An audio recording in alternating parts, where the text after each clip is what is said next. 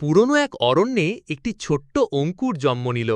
তার চারপাশে ছিল বিশাল দীর্ঘদেহী বৃক্ষরাজি, যাদের মাথা আকাশ ছুঁয়েছে, পাতায় পাতায় সূর্যের আলো খেলছে।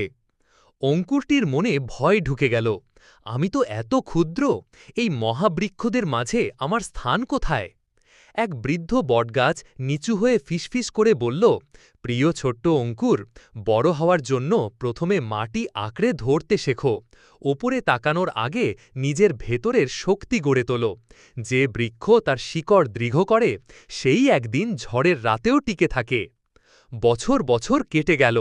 একসময় সেই ছোট্ট অঙ্কুরও মহীরুহে পরিণত হল। এখন সে অন্য অঙ্কুরদের বলে, ধৈর্য, অধ্যবসায় আর আত্মবিশ্বাসের শিকড় যার গভীর, তার শাখায় প্রশাখায় একদিন আলোয় নাচবে। গল্পের শিক্ষা: জীবনের রণাঙ্গনে উচ্চতায় পৌঁছাতে চাইলে প্রথমে নিজেকে ভেতর থেকে প্রস্তুত করো, কারণ শিকড় যত গভীর, ডালপালার বিস্তার তত বিশাল।